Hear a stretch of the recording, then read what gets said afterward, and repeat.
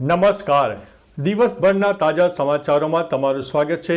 તમારી સાથે હું છું પિનલગીરી ગોસ્વામી. સમાચારો વિસ્તારથી જાણીએ એ પહેલા મહત્વના સમાચારો ઉપર એક નજર.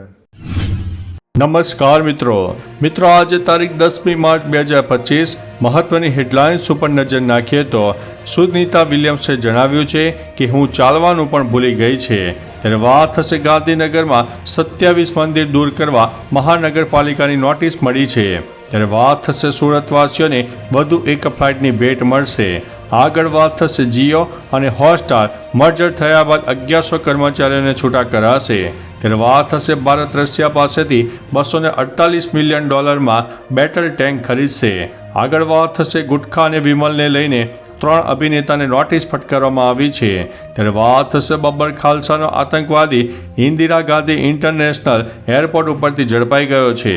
ત્યારે વાત થશે ઈડીએ આ જાણીતા ઉદ્યોગપતિનું 14 કરોડનું જેટ કર્યું છે જપ્ત. ત્યારે વાત થશે સુરતની કુખ્યાત ગેંગના 2 સોપારી કિલર રાજકોટથી ઝડપાયા છે. આગળ વાત થશે અમૂલના નામે નકલી ઘી વેપલાનો થયો છે પર્દાફાશ. વાત છે રાજસ્થાનની. ત્યારે વાત થશે ટીમ ઇન્ડિયા 5મી વખત ચેમ્પિયનશિપ બની છે. આગળ વાત થશે હની ટ્રેપમાં મહિલા સહિત 2ની ધરપકડ કરવામાં આવી છે. ત્યારે વાત થશે પાર્કિંગ વિવાદમાં ટેક્સી ડ્રાઈવરનું મૃત્યુ થયું છે. ત્યારે વાત થશે છોટા ઉદેપુરમાં ભંગુરિયાનો મેળો ભરાયો છે. આગળ વાત થશે વાહનોમાં કચરો કલેક્ટ કરતા કર્મચારીઓના આરોગ્ય સામે જોખમ. હવે મિત્રો સમાચારો વિસ્તારથી. મહેસાણા મહાનગરપાલિકા વિસ્તારમાં આવેલી સોસાયટીઓમાં સવારના સમયે કચરો કલેક્ટ કરવા વાહનો આવતા હોય છે. જો કે આ વાહનોમાં કચરો કલેક્ટ કરતા કર્મચારીઓ કોઈપણ પ્રકારના સેફટી સાધનો વિના કચરો કલેક્ટ કરતા હોય છે. ત્યારે આ કર્મચારીઓ તેમજ તેમના પરિવારના સભ્યોના આરોગ્ય સામે જોખમ ઊભું થઈ રહ્યું છે. કચરો કલેક્ટ કરવા જતા કર્મચારીઓને સેફટી સાધનો ફાળવવામાં આવે તેવી પણ માંગ ઉચ્ચારી છે. મિત્રો અન્ય મહત્વના સમાચારની વાત કરીએ તો છોટા ઉદેપુરમાં ભંગુરિયાનો મેળો ભરાયો. છોટા ઉદેપુરમાં આદિવાસીઓના ભંગુરિયાના મેળા યોજાઈ રહ્યો છે. છોટા ઉદેપુર પંથકમાં દરેક ગામમાં જુદા જુદા દિવસે ભરાતા અઠવાડિયે હાટ બજારમાં દિવસ ભંગુરિયાનો મેળો ભરાય છે. જેમાં આદિવાસીઓ મોટી સંખ્યામાં રંગબેરંગી પરિધાનમાં જુદા જુદા ગામની અલગ અલગ ટુકડીઓ બનાવીને આદિવાસી પરંપરા મુજબ ઢોલ નગારા ત્રાસા અને પાવા લઈને ટીમલી નાસ્તા જોવા મળે છે. મિત્રો અન્ય મહત્વના સમાચારની વાત કરીએ તો પાર્કિંગ વિવાદમાં ટેક્સી ડ્રાઈવરનું મોત.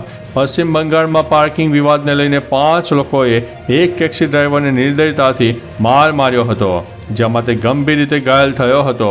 હુમલાના કારણે ટેક્સી ડ્રાઈવરના પેટમાં ગંભીર રીતે તકલીફ થઈ હતી, જેના કારણે તેનું મૃત્યુ થયું છે.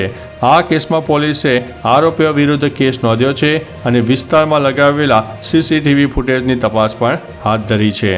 મિત્રો અન્ય મહત્વના સમાચારની વાત કરીએ તો હની ટ્રેપમાં મહિલા સહિત 2ની ધરપકડ કરવામાં આવી છે. અંકલેશ્વરમાં હની ટ્રેપનો ચકચારી મચાવી દેનારો કિસ્સો સામે આવ્યો છે. જેમાં જમીન દલાલને હોટલમાં મળવાના બહાને બોલાવીને એક મહિલા તેમજ 2 આરોપીઓએ માર મારીને જમીન દલાલનું અપહરણ કરવામાં આવ્યું હતું અને લાખો રૂપિયા પડાવવાનો પ્લાન ઘડવામાં આવ્યો હતો. જે બાદ ફરિયાદ નોંધાવતા પોલીસે આ મામલામાં મહિલા સહિત 2 આરોપીની ધરપકડ કરી છે. મિત્રો અન્ય મહત્વના સમાચારની વાત કરીએ તો ટીમ ઇન્ડિયા 5મી વખત ચેમ્પિયનશિપ બની છે. ભારતીય ટીમ એશિયન મહિલા કબડ્ડી ચેમ્પિયનશિપનો ખિતાબ જીત્યો છે. ટીમ ઇન્ડિયાએ ફાઇનલ મેચમાં ઈરાનની ટીમને હરાવીને ઇતિહાસ રચ્યો છે. ભારતે ઈરાનને 32-35ના માર્જિનથી હરાવ્યું છે. આ સાથે ટીમ ઇન્ડિયાએ 5મી વખત એશિયન મહિલા કબડ્ડી ચેમ્પિયનશિપનો ખિતાબ જીતવાનો રેકોર્ડ બનાવ્યો છે. મિત્રો અન્ય મહત્વના સમાચારની વાત કરીએ તો અમૂલના નામે નકલી ઘી વેપલાનો થયો છે પર્દાફાશ. રાજસ્થાનમાં નકલી ઘી બનાવતી ફેક્ટરીનો પર્દાફાશ થયો છે. ફેક્ટરીમાંથી 1500 કિલો નકલી ઘી મળી આવ્યું છે, જે બજારમાં નોવા, સરસ, કૃષ્ણા અને અમૂલ બ્રાન્ડના લેબલ મારીને વેચાતું હતું. ત્યાંથી કાચો માલ, પેકેજિંગ મશીનો અને અન્ય સાધનો પણ જપ્ત કરવામાં આવ્યા છે. એસપી યોગેશ ગોયલે જણાવ્યું છે કે ઘીનું સેવન કરવાથી જીવલેણ રોગો થઈ શકે છે, એટલે આ ઘી યોગ્ય નથી. નમૂનાને પરીક્ષણ માટે લેબમાં મોકલી દેવામાં આવ્યા છે. મિત્રો અન્ય મહત્વના સમાચારની વાત કરીએ તો સુરતની કુખ્યાત ગેંગના 2 સોપારી કિલર રાજકોટથી ઝડપાયા છે. સુરતની કુખ્યાત ગેંગના 2 સોપારી કિલરને રાજકોટ ક્રાઇમ બ્રાન્ચે ઝડપી લીધા છે. આ બંને આરોપી અગાઉ 2 હત્યા તેમજ એટીએમ ચોરી જેવાની ઘટના આપી ચૂક્યા છે. આ નાસ્તા પડતા બંને સોપારી કિલર રાજકોટમાં કામ ધંધો મળી રહે તેમજ છુપાવવા માટેનું નવું સ્થળ ઉદ્દેશથી આવ્યા હતા, પરંતુ ક્રાઇમ બ્રાન્ચે માહિતીના આધારે હથિયાર સાથે અટકાયત કરીને વધુ તપાસ હાથ ધરી છે. મિત્રો, અન્ય મહત્વના સમાચારની વાત કરીએ તો ઈડીએ આ જાણીતા ઉદ્યોગપતિનું 14 કરોડનું જેટ જપ્ત કર્યું છે. હૈદરાબાદમાં એક કંપની અને તેના પ્રમોટરો સામે મની લોન્ડરિંગ કેસમાં ઈડીએ મોટી કાર્યવાહી કરી છે. તપાસના ભાગરૂપે ઈડીએ લગભગ 14 કરોડ રૂપિયાનું ખાનગી જેટ જપ્ત કર્યું છે. આ પ્રમોટરોએ પોન્જી કૌભાંડમાં અનેક રોકાણકારો સાથે કરોડો રૂપિયાની છેતરપિંડી કરી હોવાનો આરોપ છે. Money laundering case Falcone group તેમના CND અમરદીપ કુમાર સામે સ્થાનિક પોલીસ FIR સાથે જોડાયેલો છે. મિત્રો, અન્ય મહત્વના સમાચારની વાત કરીએ તો બબ્બર ખાલસાનો આતંકવાદી ઇન્દિરા ગાંધી ઇન્ટરનેશનલ એરપોર્ટ ઉપરથી ઝડપાયો છે. પંજાબ પોલીસ બબ્બર ખાલસા આંતરરાષ્ટ્રીય આતંકવાદી સંગઠન સાથે જોડાયેલા વધુ એક શંકાસ્પદ આતંકવાદીની ધરપકડ કરી છે. અજનનાલાના રહેવાસી શંકાસ્પદ આતંકવાદી સચિનદીપ સિંહની દિલ્હીના IGI એરપોર્ટ પરથી ધરપકડ કરવામાં આવી છે, જેની પાસેથી 4 અત્યાધુનિક હથિયારો અને દારૂગોળો પણ મળી આવ્યો છે. આતંકવાદી થાઇલેન્ડ ભાગી જવાના ફિરાકમાં હતો, પરંતુ પંજાબ પોલીસે તેને ઝડપી પાડ્યો છે. મિત્રો, અન્ય મહત્વના સમાચારની વાત કરીએ તો ગુટખા વિમલને લઈને 3 અભિનેતાને નોટિસ.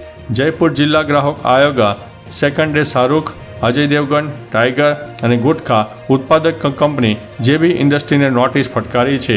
એવો આરોપ છે કે 3 સ્ટાર્સ વિમલ ગુટખાના દરેક દાણામાં કેસરની શક્તિ હોવાનો દાવો કરીને ભ્રામક જાહેરાતો કરી રહ્યા છે, જ્યારે આ ઉત્પાદનો સ્વાસ્થ્ય માટે હાનિકારક છે, ખરીદવા માટે લલચાવે છે.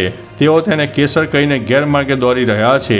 કમિશને બધાને 19 માર્ચે હાજર રહેવા માટે જણાવ્યું છે. મિત્રો, અન્ય મહત્વના સમાચારની વાત કરીએ તો ભારત રશિયા પાસેથી $248 મિલિયન બેટલ ટેન્ક ખરીદશે. ભારતે રશિયાની સોવિયત યુગની બેટલ ટેન્ક ખરીદવા માટે રશિયાના શસ્ત્ર નિકાસકાર રેસોબેરોન એક્સપોર્ટ સાથે $248 મિલિયન સોદો કર્યો છે, એમ સંરક્ષણ મંત્રાલયે એક યાદીમાં જણાવ્યું હતું. T-72 ટેન્ક, જેને ભારતમાં સૌ પ્રથમ વખત 1970માં ભારતના લશ્કરી કાફલામાં મૂકવામાં આવી હતી, તે હાલમાં 2500 જેટલી આવી બેટલ ટેન્ક્સ ધરાવે છે, જેમાં 780 હોર્સ પાવર HPનું એન્જિન પણ ધરાવે છે. મિત્રો, અન્ય મહત્વના સમાચારની વાત કરીએ તો જીઓ હોટસ્ટાર મર્જર થયા બાદ 1100 કર્મચારીઓને છૂટા કરશે. ડિઝની પ્લસ હોટસ્ટાર અને જીઓ મર્જર થયા બાદ હવે જીઓ હોટસ્ટાર બની ગયું છે. આ જીઓ હોટસ્ટાર હવે ભારતનું સૌથી મોટું મીડિયા સ્ટ્રીમિંગ પ્લેટફોર્મ બન્યું છે. જો કે તેઓ હવે તેમના 1100 કર્મચારીઓને છૂટા પણ કરી રહ્યા છે. તેમને બહુ જલ્દી છૂટા કરવામાં આવશે અને આ જાહેરાત કંપની દ્વારા જ કરવામાં આવી છે. આગામી થોડા મહિના સુધી એક પછી એક એમ કરવામાં આવશે. આ છટણીમાં ઘણા ડિપાર્ટમેન્ટ ઉપર અસર પડી છે. મિત્રો, અન્ય મહત્વના સમાચારની વાત કરીએ તો સુરતવાસીઓને વધુ એક ફ્લાઇટની ભેટ. સુરતવાસીઓ માટે સારા સમાચાર છે. હવે ગોવા જવા માટે ડાયરેક્ટ ફ્લાઇટ સુરતથી જ મળી જશે, જેના માટે એર ઇન્ડિયા એક્સપ્રેસ સુરતથી ગોવા માટે નવી ફ્લાઇટ સેવા શરૂ કરશે. 30 માર્ચથી સુરતથી ગોવા માટેની ફ્લાઇટ પ્રારંભ થશે.